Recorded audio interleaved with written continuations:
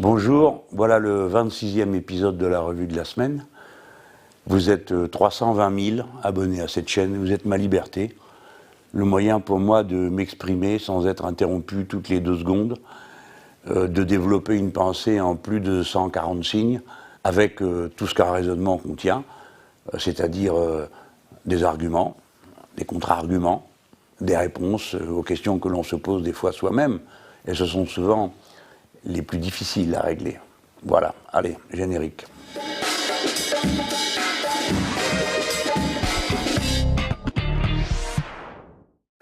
Bon, je vais évidemment vous parler de l'élection présidentielle, parce que c'était un événement national, international, j'ai reçu des messages du monde entier. Et puis parce que nous en avons été les protagonistes les plus directs, vous là qui m'écoutez et moi qui vous parle. La soirée avait un goût bizarre en commençant. Je vais vous dire pourquoi. D'abord, toute la journée, on a eu des appels d'amis, de groupes, disant mais qu'est-ce qui se passe? On a été radié des listes électorales. Bon, ça crée une ambiance un peu bizarre. Surtout que la semaine d'avant, on avait appris qu'il y avait 500 000 personnes inscrites en double. Bon, ça, c'est une ambiance un peu spéciale tout de même. On n'est pas habitué à ça dans un grand pays avancé, de voir un bazar pareil dans l'organisation des listes électorales. Donc ça crée une ambiance un peu malsaine, d'autant que le week-end, c'était carrément médiatique, c'était carrément la République bananière. Sur le service public, comme d'habitude, un grand reportage dès le matin sur la répression au Venezuela. Hein. Bon, comme ça crée une ambiance. Et puis sur une chaîne privée, j'ai vu qu'il y avait une longue interview d'un biographe de M. Macron, et alors ça discutait pour savoir comment était l'homme, s'il avait bien évolué et le reste. Bon. C'est pas une bonne ambiance. La France, c'est pas comme ça d'habitude. C'est beaucoup plus respectueux de la trêve, du silence, de la réserve. Chacun fait un effort pour bien respecter la règle. Là, visiblement, la règle. Et l'après-midi, on m'a dit, vous savez, les instituts de sondage qui m'ont fait l'amitié de m'appeler, mais ça, c'est dans un mouchoir de poche. Il n'y a pas moyen de bien arriver à savoir. Et pourtant, à 20h, pof, ils avaient l'air de savoir, hein, exactement. Avec 2 paquets, avec une marche assez haute pour qu'il n'y ait pas d'ambiguïté. Et moi, dans l'ambiance, je me suis dit, il vaut mieux attendre le résultat du ministère de l'Intérieur. Parce qu'il y avait un côté ridicule. D'abord, vous aviez tout le vieux monde qui a réaccouru sur les plateaux de télé, il y en a, on ne se rappelait même plus qu'ils existaient. Les voilà qui sont là et qui péroraient, donner des conseils, des avis sur tout sur ce que nous on doit faire. Bon. Et puis, malgré tout, moi je savais que c'était une comédie. Et à la fin, on a bien fait, parce que ça s'est en effet joué dans un mouchoir. À 620 000 voix près, on était au 2e tour. Bon. Parce que pour la 2e place, les 3 sont dans les 7 millions de voix. Alors ça donne 7 679 000 pour Mme Le Pen, 7 200 000 pour M. Fillon, 7 060 pour moi. Bon. Donc vous voyez, c'était ric-et-rac. Et on a bien fait de ne pas se précipiter pour aller chanter des alléluia aux vainqueurs. Hein. Néanmoins, c'est perdu. C'est-à-dire que nous ne sommes pas qualifiés pour le 2e tour. Alors peut-être que le choc a été plus rude pour nous cette fois-ci que d'autres, parce que tous nous avons senti que ça pouvait le faire. On l'a senti très fort. Et un des signaux à quoi ça se voyait, c'est le déchaînement de la dernière semaine contre moi. Bon, l'Alba, je sais pas quoi, le Venezuela, tout y est passé, la Russie, pêle-mêle, ils ressortaient tout ce qu'ils avaient dans les placards pour le mettre au feu. En réalité, la dernière semaine, ils n'ont pas du tout passé à faire campagne contre Mme Le Pen, hein, ils ont passé à faire campagne contre moi. Bon, alors on sentait que s'ils étaient énervés comme ça, c'est parce que c'était ric-rac. Quelle a été l'influence de cette campagne, je ne sais pas. En attendant, voilà, à 620 000 voix près, il n'y aura pas d'augmentation du SMIC, il n'y aura pas de 6e République, il n'y aura pas de référendum révocatoire, il n'y aura pas de sortie du nucléaire, il n'y aura pas de 100% d'énergie renouvelable, il n'y aura pas la cantine gratuite pour les mômes et bio, et il n'y aura pas une seule des propositions pour la paix que j'ai présentées qui sera sur la table. Évidemment, ça laisse quand même un goût d'amertume, hein, et on a le droit d'être très déçus. Mais surtout, dans quelle situation nous voilà? Tout le monde est pris à la gorge et prié de s'aligner, séance tenante, sur un choix. D'ailleurs, ça tombe bien, il est hautement prévu d'avance, ce choix, au point qu'on ne peut plus appeler ça un choix. Donc, c'est une situation extrêmement tendue, c'est une violence qui est faite à la plupart d'entre nous.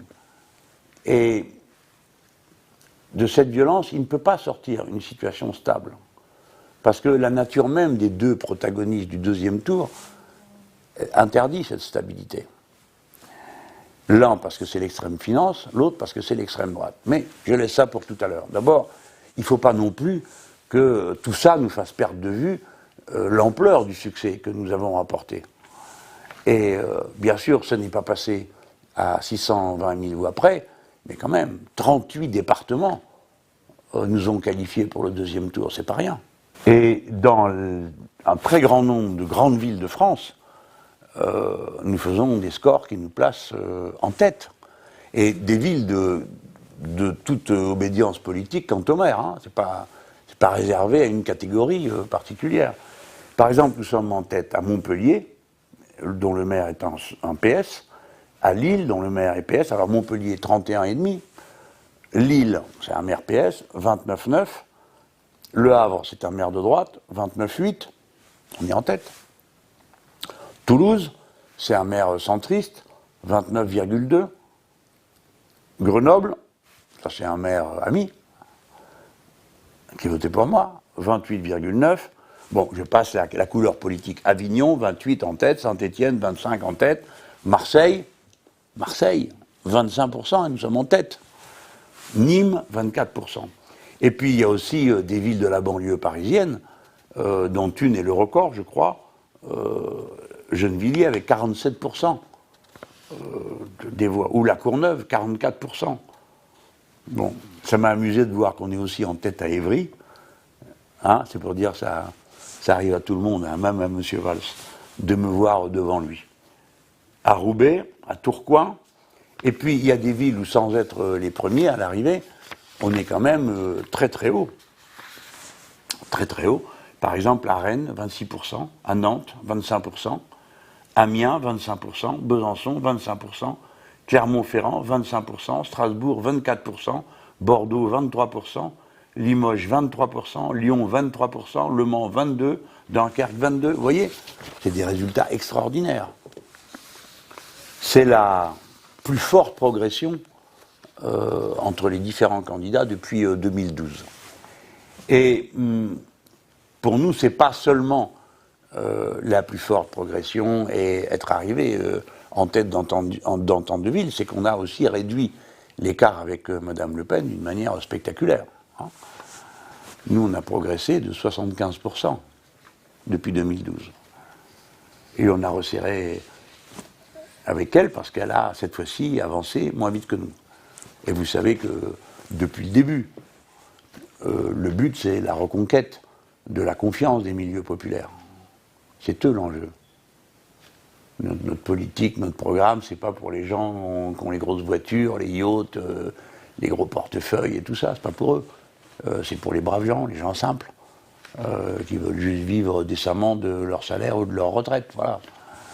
Donc c'est un crève-cœur pour nous quand elle arrive à les convaincre. Des fois, elle se déguise et prend nos habits et elle remue comme nous, quoi. Elle essaye de faire du Mélenchon, elle se dit comme ça, on va duper les gens. Hein. Mais bon, elle n'est pas la première à faire cet exercice. Il y a Hollande aussi qui faisait ça avant. Il faisait, oui, je vais prendre 75%. Il ne se rappelait plus 75% de quoi, mais bon, enfin, c'était toujours ça de dit.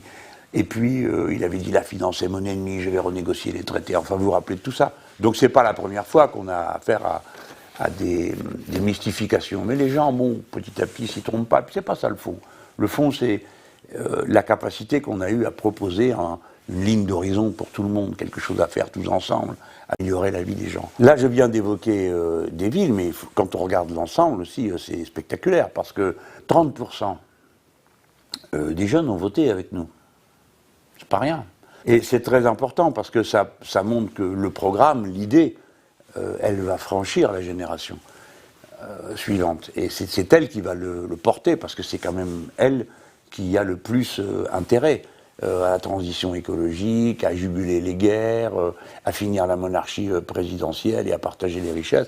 C'est la génération suivante qui est la plus consciente, d'ailleurs ça se voit. Le 30% à voter pour ce programme. C'est qu'ils ont tous bien compris que ça ne va pas le faire en continuant avec les vieilleries du passé, les guerres partout, le nucléaire, le diesel, enfin, toutes ces choses, quoi, qui sont dorénavant sur la table, et là, vous n'avez plus le choix. Et maintenant, si on regarde la situation dans son ensemble, en prenant un peu de hauteur, on s'aperçoit qu'elle est totalement instable.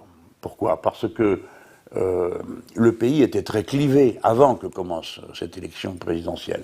La seule mise en ordre idéologique qui s'est opérée, elle s'est faite essentiellement sur l'avenir en commun et ma candidature. Pourquoi ? Parce que 84% des gens qui ont voté pour ma candidature l'ont fait par adhésion. C'est le résultat des enquêtes. Hein. Alors il y a 16% qui l'ont fait par défaut, en disant bon, on vote pour lui, on n'est pas d'accord sur tout, et même on n'est pas d'accord sur grand-chose, mais en gros l'idée nous convient. Bon, mais enfin, évidemment ce sont des votes tout à fait respectables et bienvenus. Mais ce qui est certain, c'est que l'essentiel, c'est des gens qui ont adhéré à un projet, à une idée. Hein. Et c'est la plus forte progression. Donc on peut en déduire que c'est de ce côté-là que la société a donné un sens. En même temps, on ne peut pas nier que Mme Le Pen a aussi progressé. Et à l'inverse, le premier de la classe, lui, c'est lui qui a le plus faible taux de gens qui ont voté pour lui par adhésion. C'est là qu'il y a le plus de gens qui se sont dit, ma foi, on vote pour lui par défaut. Pourquoi ? Parce qu'on nous a dit que c'était le meilleur rempart contre Mme Le Pen, ou bien parce qu'on nous a dit que, bon, il était jeune, il a fait les grandes écoles, donc s'il a fait les grandes écoles et qu'il s'intéresse à l'argent, il doit donc être un ami de notre portefeuille. Voilà, bon, des choses comme ça. Mais le résultat de tout ça, c'est qu'il n'y a pas de stabilité à la sortie. Et que 65% des gens n'ont pas de représentation politique au deuxième tour. Ça, c'est la Ve République. Alors avant, comme c'était très polarisé entre deux positions essentiellement, hein, les gens arrivent à se regrouper. Mais là, comment vont-ils faire ? Puisque les deux candidats du deuxième tour ne se proposent pas de regrouper. Ils se proposent au contraire de séparer, de trier les gens. Maintenant, on en parle. Pour agir efficacement, il faut réfléchir au-delà de l'instant. Il ne faut pas se laisser enfermer dans les injonctions de ceux qui veulent nous tordre les bras pour nous faire dire ci, nous faire faire ça. Que va-t-il se passer ? En toute hypothèse, après l'élection présidentielle, arrive l'élection législative. Si je regarde les chiffres, telle qu'elle est la France insoumise, si elle reste regroupée, si ses votes restent regroupés, eh bien, elle sera présente dans 451 circonscriptions au deuxième tour. Puisque dans 451 circonscriptions, à l'heure actuelle, avec le résultat actuel, eh bien, elle fait plus de 12,5% des inscrits, et donc elle peut se maintenir. C'est beaucoup, 451 circonscriptions sur les 577 de notre pays. Et donc, c'est une situation qui peut nous être favorable. Il faut toujours penser comme ça, en positif, en se disant qu'on va y arriver. Parce que sinon, on rabougrit sa cause. On la réduit à un rôle de témoignage qui, au fond, n'intéresse personne. Donc, je vous propose d'aller de l'avant d'une manière conquérante. Et pour ça, il faut franchir l'étape qu'il y a à franchir aujourd'hui, bien sûr. Mais la franchir en pensant à la suite. Pour qu'on puisse envisager cette suite, il faut rester regroupé. Parce que ce sera très précieux pour le pays que de pouvoir s'appuyer sur une force qui a un projet, qui a un programme, car bien sûr, à l'élection législative, on présentera le programme, l'avenir en commun. Qu'est-ce qu'on ferait d'autre ? On va le faire en continuité de l'élection présidentielle. Qu'est-ce qu'on pourrait faire d'autre ? Ça n'aurait pas de sens. Et puis, on va le faire en se donnant les uns les autres notre parole, que c'est à ça qu'on s'en tiendra, au programme. Voilà pourquoi il y a une charte des candidats de la France insoumise aux élections législatives. Bon, tout ça est prêt. Cette force, elle est un atout pour le pays. Pourquoi ? Parce que quel que soit le résultat du deuxième tour, nous avons affaire à deux personnages qui tous les deux portent un projet qui va diviser tout le monde, créer une pagaille inouïe dans ce pays. Le premier, parce que c'est l'extrême finance. Donc il va vous raboter ce qui vous reste d'acquis sociaux et il va organiser la guerre de chacun contre tous au plan économique. La Madame Le Pen, c'est encore pire. Elle va aller fouiller dans les berceaux, qui est français, qui ne l'est pas, et qui ne le sera plus, enfin bref. En plus de toute la charge sociale qu'elle porte contre les intérêts des salariés, parce qu'il ne faut jamais oublier ça. c'est certainement un des personnages les plus retors et fourbes sur ce sujet, parce que ça ne se voit pas tout de suite. Il faut aller chercher dans les pages de son programme pour s'en rendre compte. Bon. Donc, avoir une force stable et rassemblée, voilà l'objectif qu'on se donne. Et dans ces conditions, ma position est singulière, parce que, ayant été le porte-parole et le candidat sur lequel se sont regroupés 7 millions de voix, je dois tenir compte du fait que ces 7 millions de voix ont adhéré à un projet, c'est ce que disent les études. C'est très important, parce que ça veut dire que c'est des gens extrêmement cohérents et conscients. Mais pour autant, est-ce qu'ils sont tous d'accord sur la tactique à suivre? Bien sûr que non. Et c'est bien, et comme je le sais depuis le début j'ai dit, s'il y a un deuxième tour et que je n'y suis pas, alors on fera une consultation de ceux qui ont porté ma candidature. Je ne sais pas où sont les 7 millions de personnes, elles ne sont pas venues s'inscrire sur la plateforme. Mais ceux qui sont venus sur la plateforme pour adhérer au mouvement, pour appuyer ma candidature et le programme L'Avenir en commun, eux, ils savent pourquoi ils sont là. Ils sont 480 000 à cette heure. Bon, on a bloqué les comptes, je crois qu'on devait être, le samedi, ça devait être 450 000, parce que ça n'arrête pas de continuer à adhérer. Eh bien, ce n'est pas des clics, ces gens-là. C'est des milliers de gens qui ont cotisé, hein, pour que la campagne puisse avoir lieu. C'est des gens qui ont fourni des milliers de volontaires pour organiser les différentes réunions que nous avons tenues dans le pays, qui ont produit des dizaines de volontaires pour accueillir, encadrer les caravanes qui ont fait les 105 pauses dans les quartiers populaires pour aller discuter avec les gens et chercher les votes. Donc, c'est la capacité qu'ils vont avoir à rester groupés qui va être décisive. Et moi, en tant que porte-parole, mon devoir est tout tracé. Alors, c'est bien parce que les autres l'ont compris, qu'ils n'ont pas envie, nos adversaires n'ont pas envie de nous voir revenir à l'élection législative. Parce qu'ils se disent, tout ça est une comédie, on connaît le résultat d'avance de l'élection présidentielle, mais on ne va pas retrouver ces gens au moment de la législative. Parce qu'ils pourraient nous menacer à nouveau. Ils pourraient à nouveau l'emporter. Catastrophe, c'est de donner tous mal pour à la fin tout perdre à l'élection législative. C'est ça qu'ils se disent. Donc, comment s'y prennent-ils? Ils créent le doute. Le doute sur moi. Il y a un doute. Il y a un doute sur quoi? Sur ce que je pense du Front National? Mais moi, mon opinion, elle est affichée sur tous mes habits depuis 5 ans. La voilà. Vous vous rappelez de ça? Qu'est-ce que ça représente? Ça représente l'insigne des déportés politiques. Bon. Et puis ça représente la lutte pour la journée des 3-8. Vous voyez? Ça me met à distance de bien du monde dans cette affaire pour le deuxième tour. Mais franchement, est-ce qu'il y a une seule personne d'entre vous qui doute du fait que je ne voterai pas Front National? Tout le monde le sait. Et d'ailleurs, parmi les 7 millions de personnes qui ont voté pour moi au premier tour de l'élection présidentielle, je suis quasiment certain qu'il doit y en avoir, mais de manière très résiduelle, qui vont aller voter pour le Front National. Comment je le sais? Il me suffisait de regarder dans les rassemblements. Chaque fois que j'ai mis en cause le Front National, et Madame Le Pen, tout le monde criait. Il n'y a pas de doute sur qui nous sommes. Nous sommes une mouvance politique qui n'a rien à voir avec l'extrême droite. Nous y sommes confrontés historiquement, culturellement, philosophiquement, ça tout le monde le sait.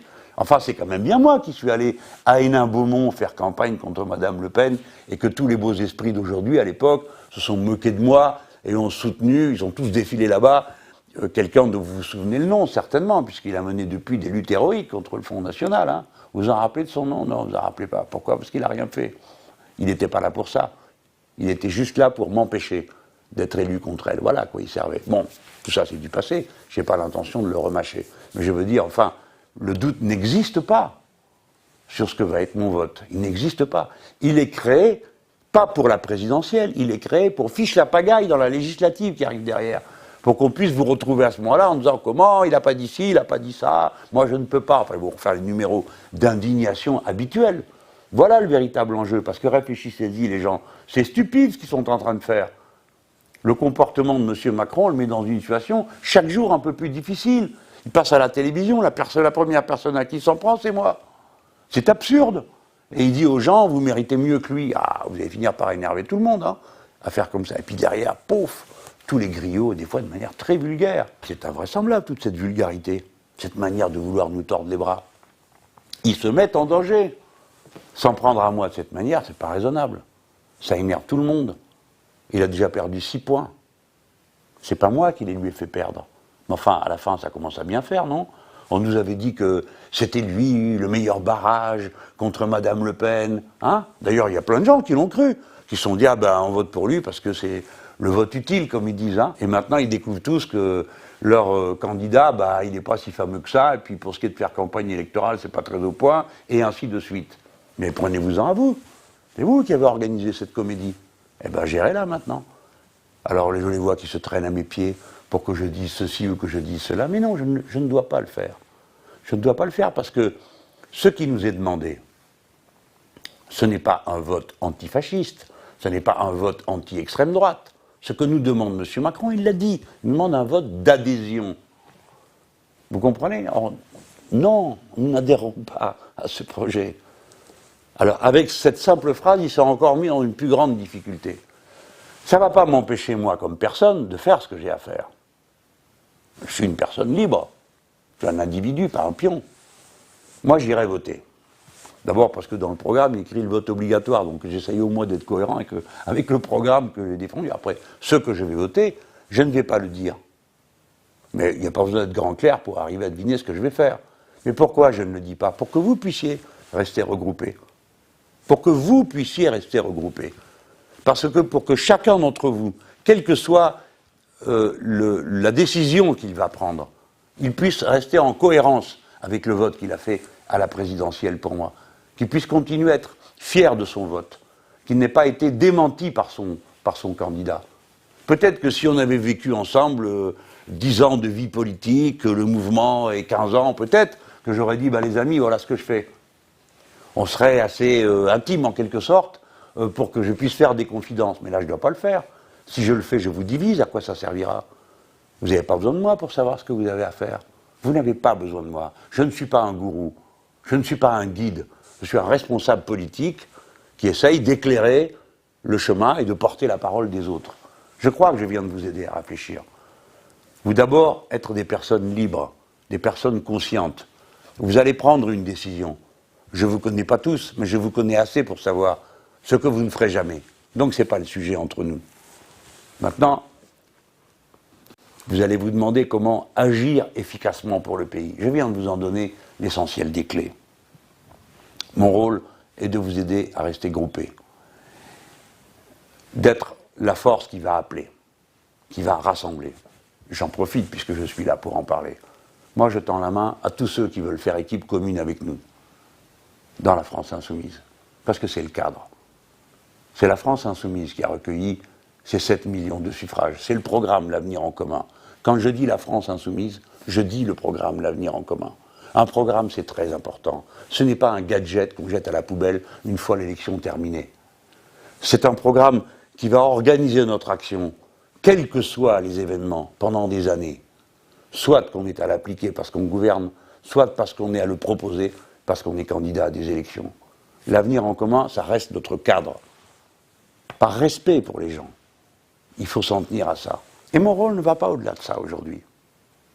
Il ne peut pas aller au-delà. Donc on a trouvé la méthode.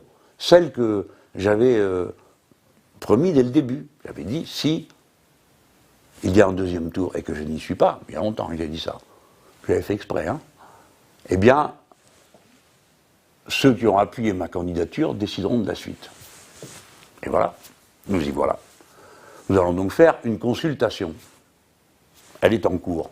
Vous pouvez y participer si vous avez donné votre appui à ma candidature avant samedi. Avez-vous remarqué que dans cette liste des propositions, des options, il n'y a pas le vote Le Pen? Eh bien, c'est assez comme ça. Tout le monde a compris. Mais vous n'obtiendrez pas, dis-je à ceux qui m'objectent, matin, midi et soir, et qui ont décidé parfois dans des termes extrêmement vulgaires de s'adresser à moi, vous n'en obtiendrez pas davantage. Vous ne me tordrez pas les bras. Et vous ne le tordrez pas aux millions de gens qui m'ont fait l'honneur de voter pour moi pendant cette élection. Ce n'est pas la peine d'aller sortir ici une personne ou l'autre qui dit le contraire de ce que je dis, c'est bien son droit. Nous formons un mouvement de personnes libres, conscientes et attachées au bien commun. Et chacun d'entre nous va faire pour le mieux, dans une situation hideuse qu'aucun d'entre nous n'a voulu. Et ensuite, on va publier les résultats. Mais écoutez-moi bien, vous n'êtes pas au bout de vos surprises. Cette consultation ne vaudra pas décision. On donnera un tableau. On dira, voilà ce que pensent les insoumis. J'espère que vous serez nombreux à vous exprimer. On dira, voilà ce que pensent les insoumis. On ne dira pas, il y a une majorité, une minorité, l'un l'a emporté sur l'autre. Parce que nous ne sommes pas un parti. Ce n'est pas une compétition entre des plateformes, des tendances, des courants, des sous-courants, que sais-je encore, qui ont leur légitimité dans les partis, mais qui n'ont pas de place dans un mouvement. Il y aura donc un exposé, un tableau des résultats. Je crois que cette méthode est la bonne. C'est la plus ouverte, c'est la plus respectueuse du point de vue de chacun. Et moi, je tiens beaucoup à ce que le renouveau des pratiques politiques, ce n'est pas que des mots. Hein. Ce n'est pas parce qu'on fait une plateforme qu'on renouvelle une méthode de travail, c'est tout. Mais quand on dit on fait une consultation et on va exposer le résultat sans dire il y a une majorité, il y a une minorité, parce qu'il suffit que les gens regardent, oui, on commence à changer un peu la relation entre le mouvement politique et la population. Voilà, on propose à la population qui regarde, ceux que ça intéresse, on lui tend un miroir sur lequel est écrit ce que vous avez ressenti. Bon, je dois vous dire, quand j'ai un doute sur la façon de faire, je regarde comment font les syndicats. Pourquoi ? Parce que les syndicats sont dans une situation assez comparable à celle d'un mouvement comme le nôtre. Pourquoi ? Parce que le syndicat doit s'unir sur des consignes d'action, sur des perspectives, sur des revendications, avec des gens qui sont très divers, politiquement, socialement, bon, très divers. Et à plus forte raison, le syndicalisme confédéré. C'est très important. Donc on apprend en les regardant faire. Et là, je me suis dit, voyons ce qu'ils vont dire de cette situation. Parce que quand même, ils sont en première ligne. Hein. Eux, ils savent que les conquêtes sociales du pays, les acquis sociaux sont mis en cause de tous les côtés. Eh bien, j'ai vu qu'ils s'étaient distribués entre plusieurs points de vue. Bon, la CFDT appelle à voter Macron, c'est un point de vue. Mais pour ce qui est de la CGT, de Force ouvrière et des syndicats solidaires, non, ce n'est pas ce qu'ils ont dit. Ils ont choisi une autre forme d'expression. La CGT dit qu'il faut faire barrage à l'extrême droite, dans lequel elle voit un danger pour la démocratie, la cohésion sociale et le monde du travail. Pas une voix ne doit se porter sur sa candidate. Mais elle dénonce aussi les mauvais coups tels la loi travail, la loi Macron, le renoncement à une Europe sociale et l'utilisation à répétition du 49.3. Solidaire. Pas une voix ne doit aller au FN et pas de soutien à une politique libérale. Solidaire réaffirme que pas une voix ne doit aller au FN. Pas de soutien à une politique libérale et répressive. L'alternative n'est pas la continuité avec les politiques des précédents gouvernements. Quant à Force ouvrière, ne donne pas de consigne de vote. Force ouvrière ne donne aucune consigne de vote. Elle pointe la crise politique et les effets suicidaires de l'austérité. Elle appelle au rejet de tout racisme, xénophobie, antisémitisme et la fin des politiques d'austérité et au rejet de la loi travail et de son amplification. Bon, voilà. Donc, nous, évidemment, nous ne sommes pas un syndicat. Nous faisons des choix politiques. Mais la méthode des syndicats nous intéresse. Et c'est celle que je crois bien représentée par cette technique de la consultation. Voilà. Eh bien, je crois que je vous ai tout dit. Je sais que beaucoup d'entre vous sont très bouleversés par la décision qu'ils ont à prendre. C'est normal. Déjà, il y a beaucoup de frustration après les résultats du premier tour. Et ça aussi, c'est normal. Il y a eu du chagrin. Et ça aussi, c'est normal. Et il faut laisser ces choses nous traverser si nous ne voulons pas passer notre vie à les contenir. Parce qu'à la fin, elles finissent par nous dominer. J'ai dit, nous a manqué 620 000 voix pour être présents au deuxième tour de l'élection présidentielle. Ça ne s'efface pas comme ça, un constat de cette nature. Pourquoi nous a-t-il manqué 620 000 voix ? Alors on peut dire, parce que le candidat du PS n'a pas respecté le code de bonne conduite et qu'il a passé sa fin de campagne à me taper dessus et à me traiter de tous les noms, plutôt que de s'occuper de Madame Le Pen. Bon, on peut aussi dire, les médiacrates ont fait une campagne, tout ça est vrai. Mais si on en reste à ça, on va recommencer à tourner en rond dans la division, la rancœur, l'amertume, et ça ne mène nulle part. Ça ne règle aucun des problèmes qui est devant nous. Il faut donc adopter continuellement un point de vue conquérant, un point de vue de l'avant. Eh bien, ce qui nous a manqué, la réserve, où est-elle ? il y a 10 millions de personnes qui ne sont pas allées voter. 10 millions de personnes se sont tenues à l'écart de la scène politique. Je veux bien qu'on enlève les mal inscrits et tout ça, peu importe, ça fait des millions de personnes. Eh bien, si on travaille en pensant à elles, on va avoir de bons résultats. Parce qu'on va être obligé d'être positif, d'être de l'avant. Et pour ça, il y a une règle. Pas de combine, pas de coup tordu, pas de consignes inexplicables et incompréhensibles. Toujours se projeter en positif, dans la position qui est la plus rassembleuse, celle qui peut permettre de donner un débouché positif à notre peuple. Et s'y accrocher mordicus, ne jamais céder à autre chose, ne jamais se laisser emporter par les humeurs du moment, les pressions qui s'exercent sur nous. Pouf, ça passera.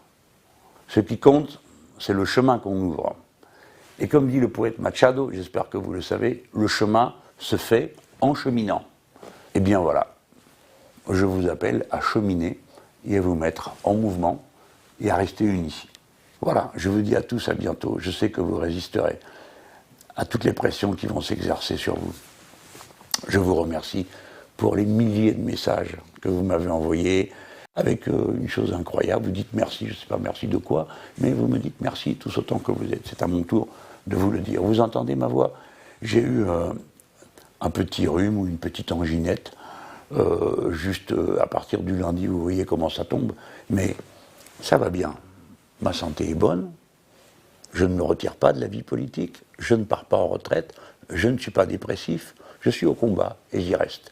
Et je crois que sans doute je vais encore diriger la manœuvre pour les élections législatives qui arrivent, parce qu'il faut transformer tout ça en une force conquérante. Je compte sur vous. À bientôt.